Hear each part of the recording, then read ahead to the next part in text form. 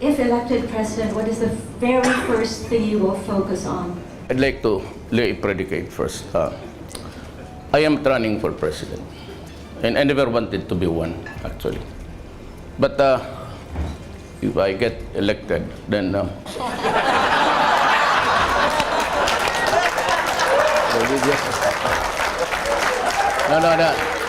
I was just joking with the lady. Ayaw ko talaga. I do not covet, I've said repeatedly. There was never in any forum that I said I'm running. Sabihin ko na lang ngayon, total, nandito na lang rin lahat. Ayaw ng pamilya ko. Pati yung anak ko nung naging mayor. And she is very vocal about it. And I don't know about my first wife. I have not talked to her. But my second wife, she does not also want me into the loop. The third and fourth, may dalawa pa ako. But if I want to be president, you should know that I have this vice versa. Pero ito, I keep this sort of mysticism, but hindi ito gastos ng gobyerno. I mean, they do not, I do not house them in condominiums, high-rise, or villages naman. Boarding house lang ito silang dalawa. I wasn't able to. Okay, ulit nga. Kalimutan ko eh. Mayor, mukhang nadidistract kayo. Medyo maganda ho yung una nagtanong. Pero ang question po niya is, what is the first thing that you will do if you are elected? I would suggest to the next president, the first thing that I'll do is 25,000 below, no more income tax. They can go home with their money. Second, as I will increase the salaries of our soldiers and policemen. Kulang yan, we cannot control corruption. Alam mo, diretso na lang natin. Mabuti pa. Let me tell you a story. I am not interested. I posted that declaration 2 years ago in the official website of Davao City government. Sinabi ko doon, I do not covet the position. It does not appeal to me. I have no need for it, and I don't want it. My stand today stays. Pero kung ako ang nandyan, I will not waste my 6 years to add to the 6 years of the past presidents. I hate to stay there for 6 years with an inutil term.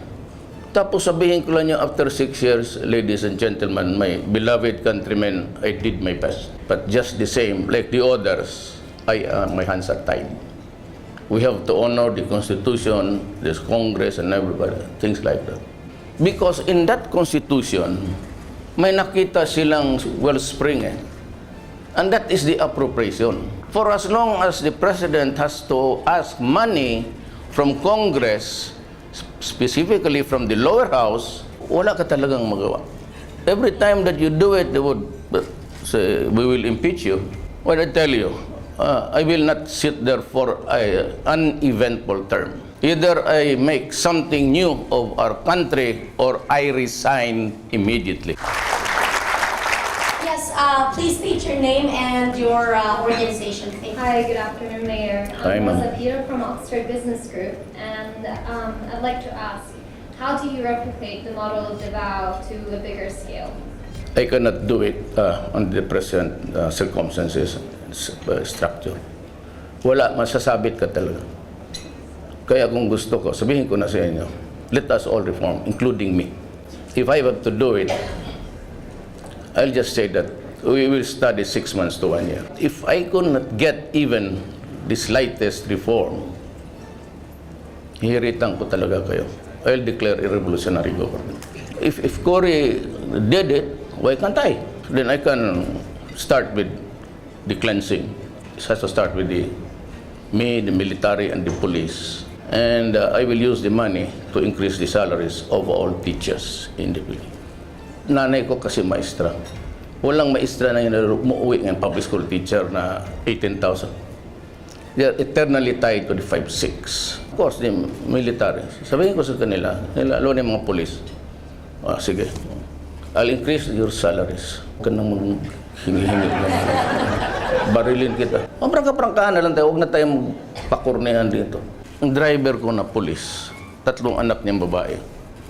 Every enrollment time maghiram siya. So sabihin ko siya, what is your take-home pay? Sabi niya, sir, 1,500 na lang. Gamitan mo lang ng 1+1. Alam mo talaga na magkukurap yan. You have to increase the salaries. I'll give you 50,000 pa 70,000. Marami akong pera eh. Alam mo bakit? Sarado yung Congress. But I will not dismiss the employees. Tumawa pa rin sila. Mayor, we have one more question. Yes. State your name. Yes, Miss Marisa Dalmar of Buhay OFW TV, and of course, Director of VACC, Volunteers Against Crime and Corruption. Mayor, what is your take dito po sa BBL, sa Bangsamoro? Kaming taga Mindanao, we are for it. Because it might really spell the difference between existing and dying. I mean, war. Murad at one time said that if there is no BBL for him, he'd go to war. 2 months after, the president himself, in reaction to a question, sabi niya, if you do not give to Murad the BBL law, you might as well start to count body bags. Then, 2 weeks after, Deles, Siging, came out with the statement, 14 issues ago sa Inquirer, there will be a bloody confrontation if there is no BBL. I think there will be a bloody confrontation. And that is why, if you allow me, I'll explain why I was going around advancing federalism. Pag wala kasing BBL, which, tanong ko, if there is one, it would be watered down heavily. So that would not be acceptable to them. So there would still be trouble. Itong federalism was a brainchild of Kanoy, Senator Pimentel, the father, and Lito Osmeña, the governor of Cebu. Sila yung mga early exponents niyan. Pumunta sila sa akin, sabi nila, Rod, ikaw may yung pinakabata dito sa atin. Sabi niya, 50 ka lang siguro eh. Sabi ko, yes sir. 50 years old. Sabi niya, you carry the torch of federalism. Alam mo kung bakit ko tinanggap yan.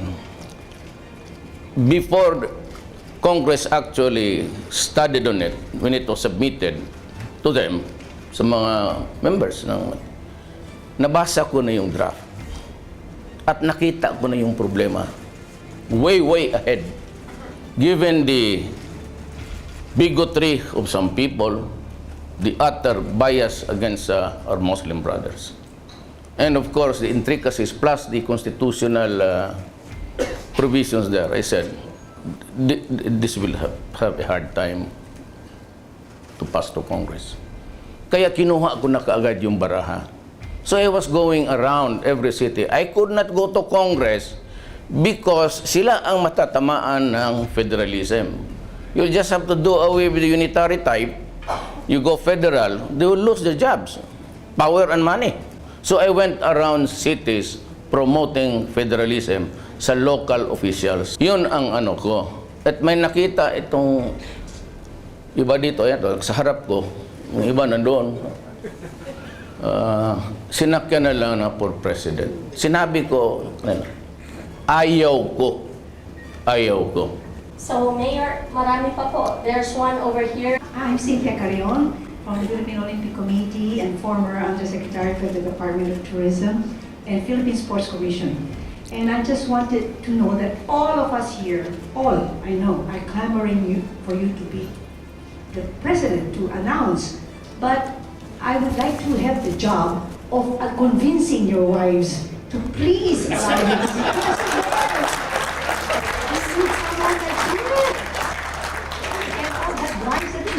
Most Filipinos have that. So don't worry about the one vice that you have. So we want you to be president. Please, sir.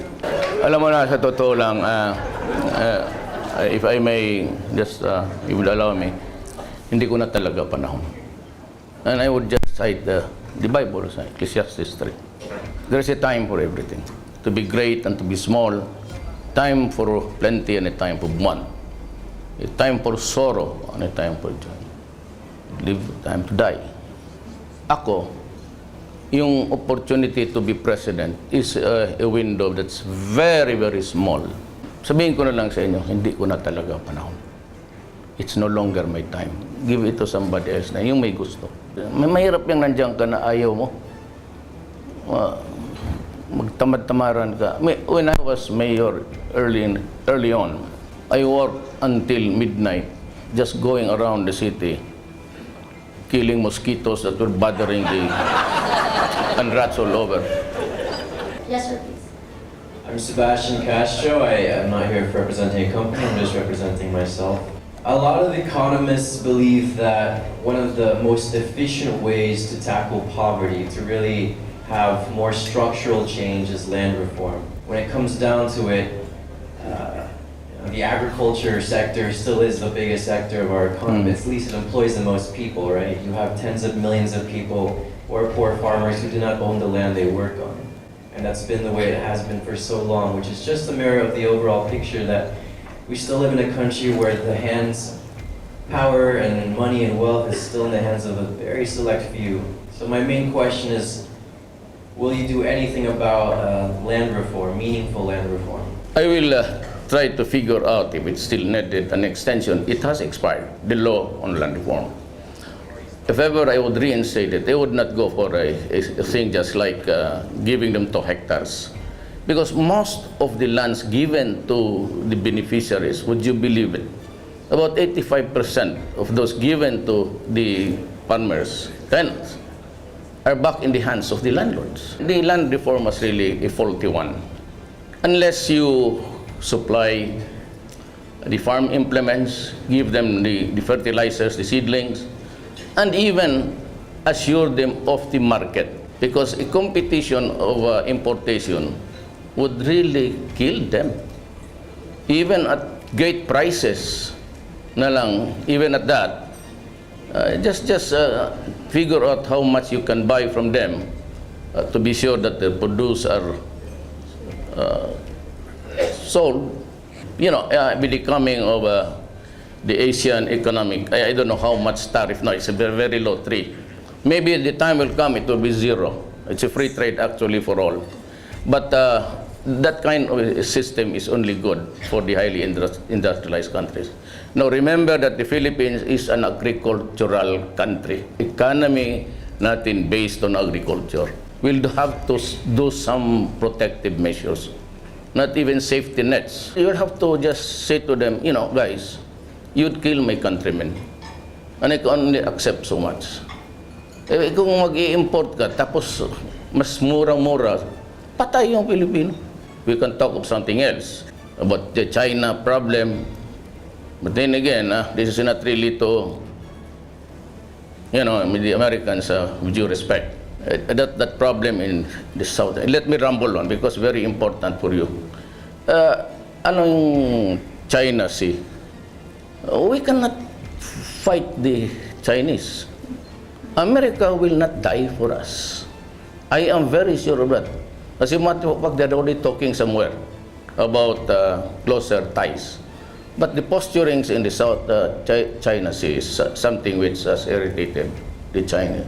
Eh kasi yung mga maneuver military, and they would ask, to whom are you directing your maneuvers? To Vietnam, which is just in front of us in the West.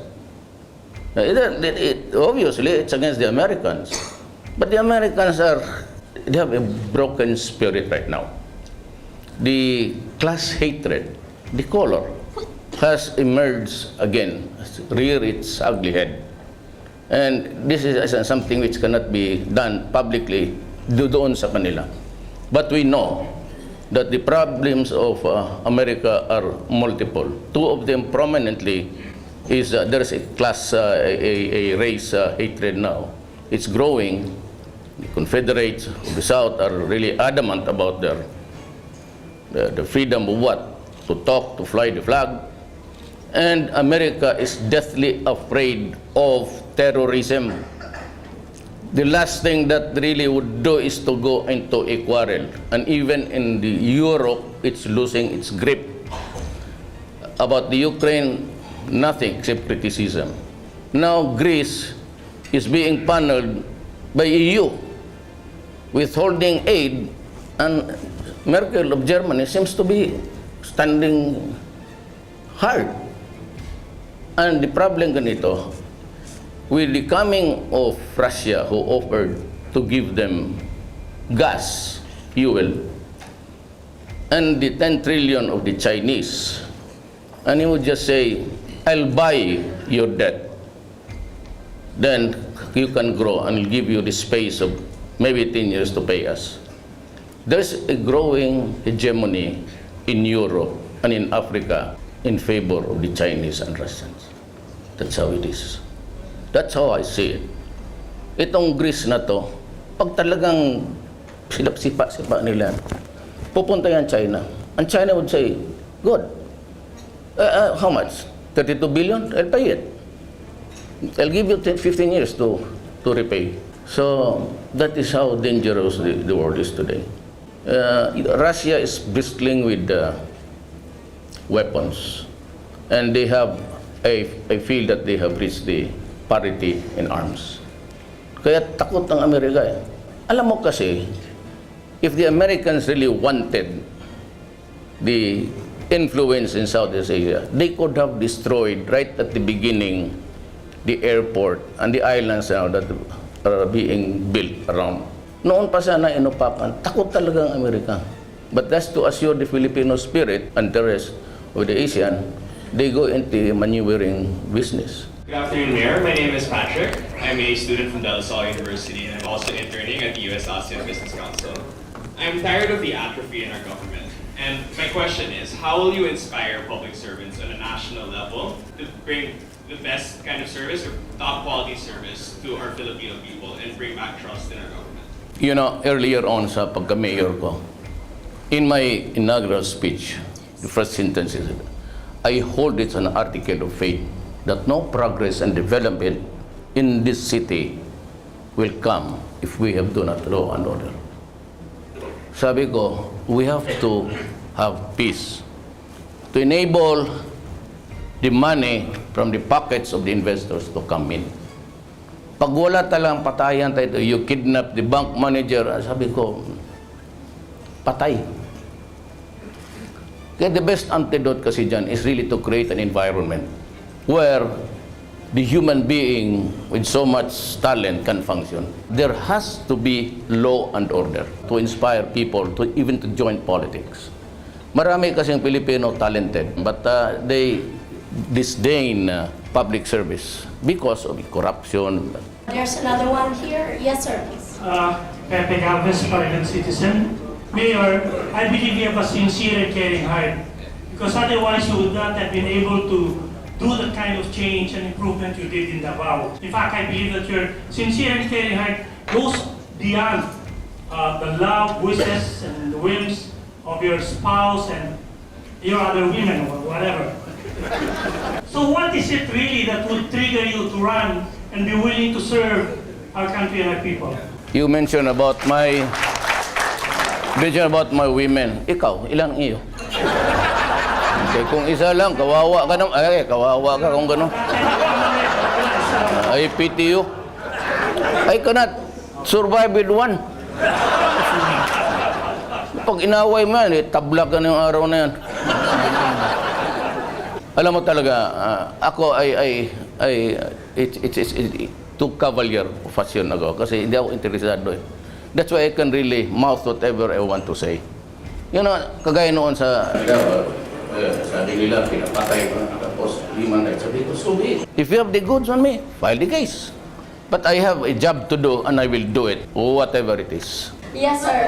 Please state your Good name. afternoon. I am Jay Season from Sambeta before your time. Yes, sir. This is a problem that I know you are concerned because up to now, your city has not received its rightful share of the IRA, which is provided under the Constitution to be given to local governments automatically.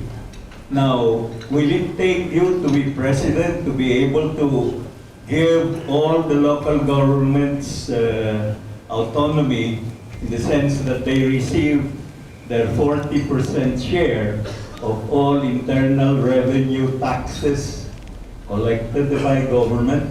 That's the reason why we should go to federalism. Because the unitary type of government was created by the Spaniards in 1521 for 400 years. When the Americans came, because we were given this country was just like a chattel, we were passed on to the Americans, they maintained the unitary type until today. You know, if you look down to Australia, it's parliament, federal. If you go still down to the south, there's New Zealand, it's federal parliament. You go up to Singapore, it's federal parliament. You look at Malaysia, it's federal parliament.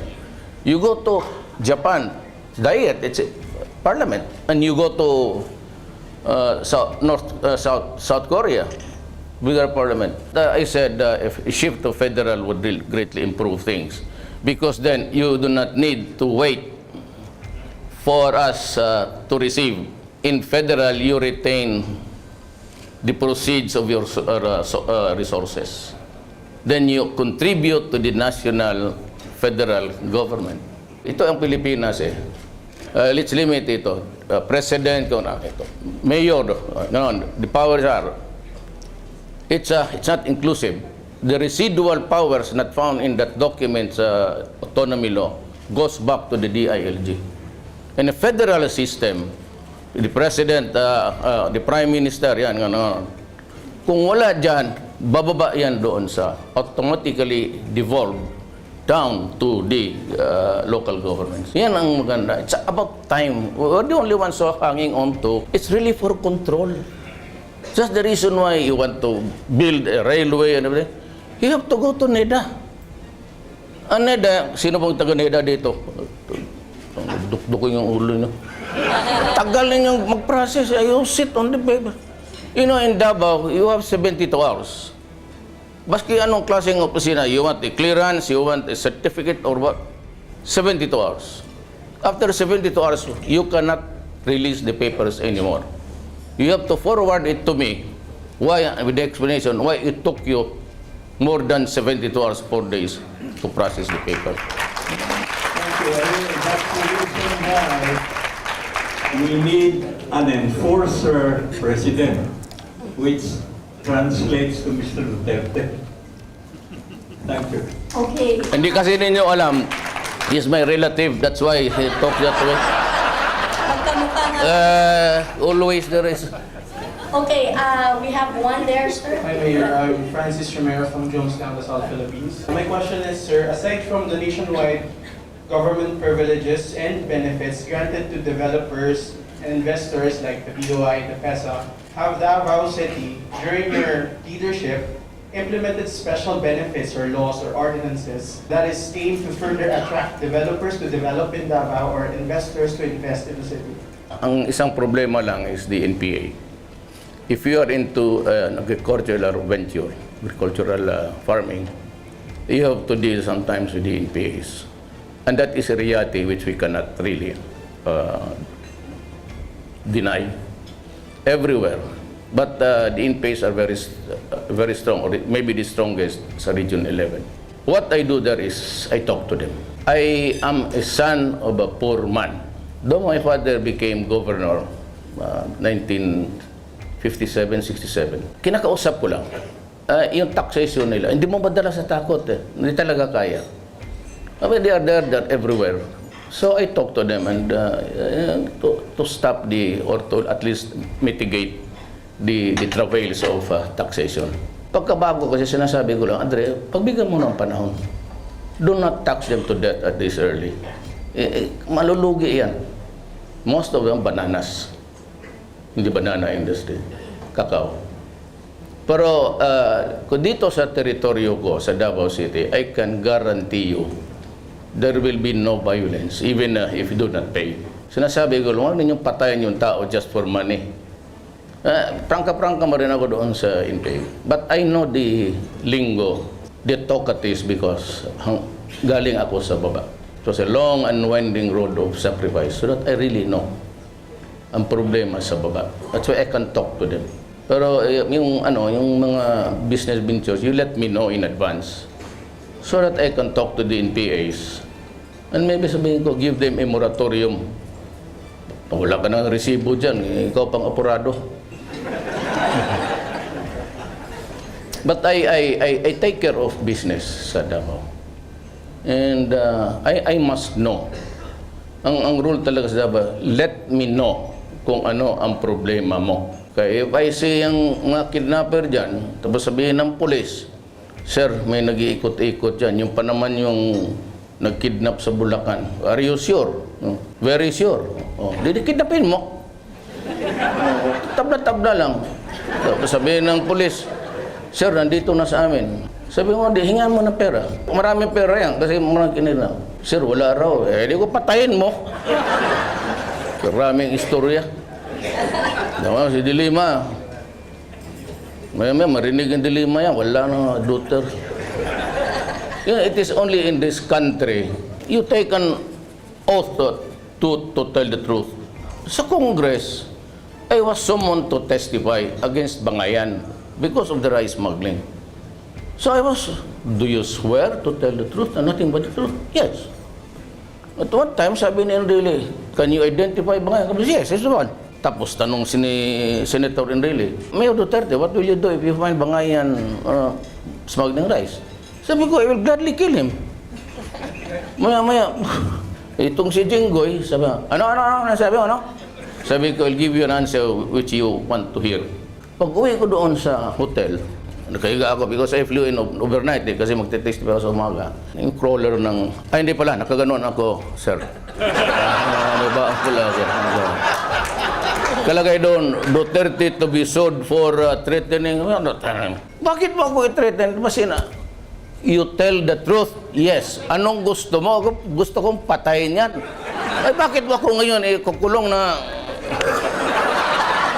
Yes, please. My name is Terry Felix. I'm from HSBC, and my question is, Mayor, if let's say you get elected into the presidency and you're successful in all as everyone in the room would seem to want, can you pick 5 people within the cabinet that you would want to remain in the same post for the next 6 years to continue their good work?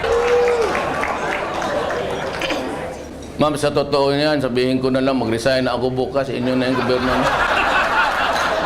Kailangan. I mean, at this age, I said, I have enough accolades in my life to make me happy. Kaya yung pinipikit ko yung mata ko, I think about the presidency, Mayor, halos pareho lang eh. Except that I govern a bit of the territory in Mindanao. Para sa akin, okay na ako. Mga anak ko, tapos na. Nanununtok na nga yung gagang Inday na yun. Inday Sara. Yes, please. Good afternoon. Mayor, I'm representing from the Business Mirror. No? It has been said that the country has that unfortunate fate not to elect their good president. No? And you appear to be one of the good ones. How do you propose to overcome the tendency to elect only famous people like those in showbiz? No? Ang ABCDE, itong D lower party, because of poverty and maybe the only luxury is really the shows, yung mga sine.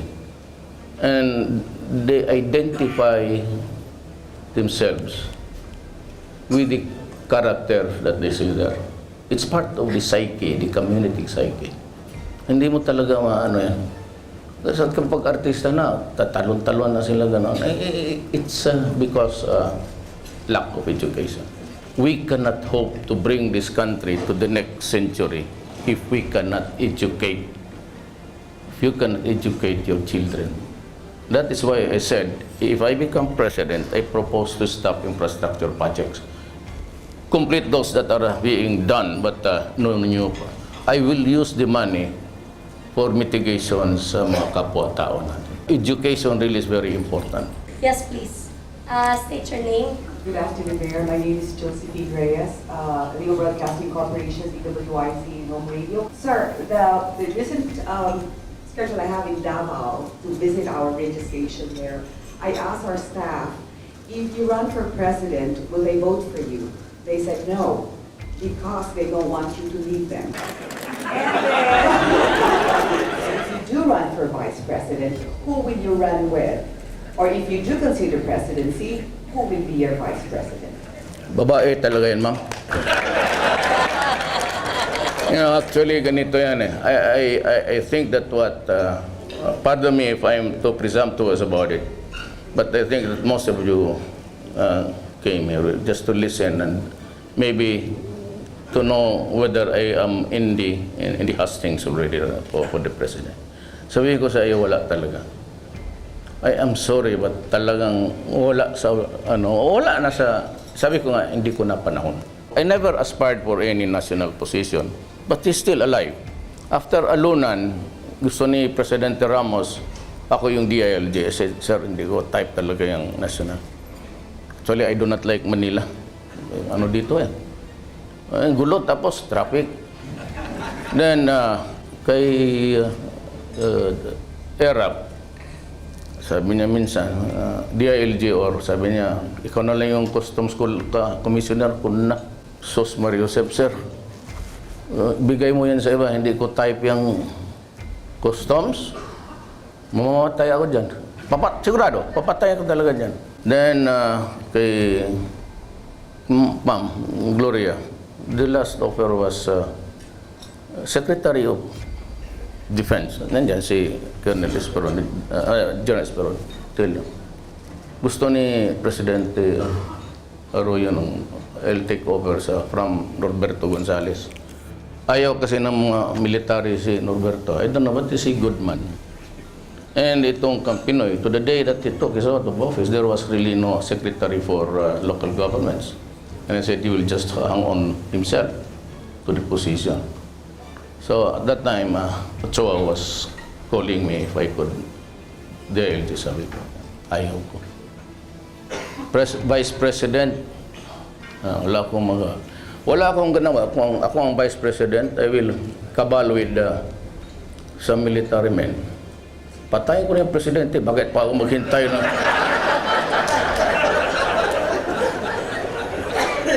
6 years in the waiting? Hindi mo naman sigurado kung ikaw ang susunod. Yes, go ahead, sir. Mayor, if indeed you're not running for president, what do you think of Vice President Binay, Senator Grace Poe, and DILG Secretary Marron?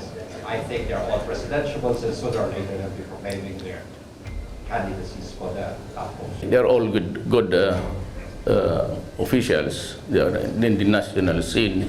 Pwede silang lahat. And of course, Binay has may burden lang siya dyan sa, sabi niya, false accusations. Well, let us see. Po naman can survive the presidency by getting the best of the Filipinos, the best and the best and the brightest. All of them. Mar, ganun rin.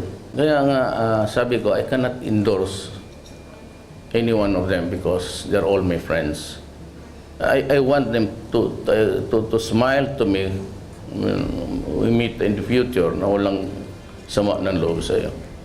If I retire, kung magbalik yung anak ko, if you'll consider running again for mayor, I will retire from public life. I'm done. Because alam mo, ganito yan eh. When I am spent politically and I grow old with so much medical issues, to whom shall I go for refuge? To the people in Malacanang, and who would feed you and buy your medicines? It's your family. Yan ang takbuhan mo at the end of the day, pamilya talaga. Kaya everywhere I go, sabi talaga nila na ano. And you know, when I say that I'll be running, I will have a rebellion in my own backyard. So what am I supposed to do? Alam mo kasi, isa rin yan is, I have not tasted defeat in politics. I have behind me 8 elections. Mayor, congressman, mahirap naman na maghanap ka pa at this age. Maghanap ka pa ng disappointment. You know, I said, I will be old. But can I overcome the stress of defeat? Yeah, you want to retire comfortable mind and kung makatikim ka ng talo, mahirap yan. Sabihin lang ng tao na, ito, si ano, corrupt, itong ano, gano'n. At sabi niya, bakit mo akong gawin excuse? The bottom of the matter nila, kanila yun. But do not make me an excuse just because they are not qualified by your standards. I am really very sorry, but I have to be very frank. I cannot go on with this false pretense na papatindig ako dato so that people will see me and maybe consider me as. I really do not need it. I'm sorry. Ayaw ko talaga. Kasi sinabi nila pag nilagay destiny is God. O ngayon kung nilagay ako ni God dyan, sabi ko unang iiyak, si God talaga.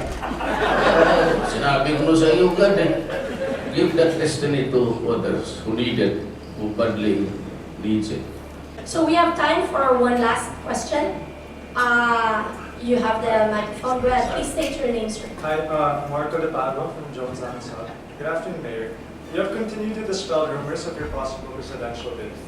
There's a saying that goes, the only way for evil to prevail is for good men to do nothing. If after the outcome of the 2016 elections, and the elected president fails to succeed in uplifting our country, would you have any regrets in not pursuing the presidency? No, I would not. I would just say, I'm very sorry. But I could not be excuse of, you just look at the national scene. They're all here. And you can have, your time to examine them, their competence. Huwag na lang ako. Kasi, madugo rin yan. Sinabi ko na sa inyo, hindi ako upo dyan. Nasabi ko, after 6 years, I did my best, but my best was not good enough. I would not waste 6 years. Kung ako maging presidente, after 6 years, there will be a new government and there will be at least the standard. Sipain mo talaga lang dyan. Ang delikado kasi sa akin, I might go extreme. If I cannot get the reforms 6 months to 1 year, I will declare a revolutionary. Tapos yun, all in government are casuals. You hold it, hang on there until you are advised to go. Tapusin na natin, I'll have the last piece. You know, I am Rodrigo Duterte. I am a Filipino. I love the Philippines because it is the land of my birth. It is the home of my people. Tapos na ako, ginawa ko na ang kahit kaungan ko sa Davao. But there was a price for that. It does not peace and prosperity does not come easy. May bayad yan. At wag mo na ninyo akong tanongin unless you want me to go to prison. And if you want, you get the evidence from sources, not from my mouth. That would be bad. I mean, ako, I'm no disciplinarian, pero huwag mong gawin ang susunod mo. Hindi kita pa malusutin ng gano'n, especially criminals. Total, nagsabi ko na, leave the city. Because if you don't, maybe one day, you'll just have to go, might be a horizontal position for you. Ladies and gentlemen,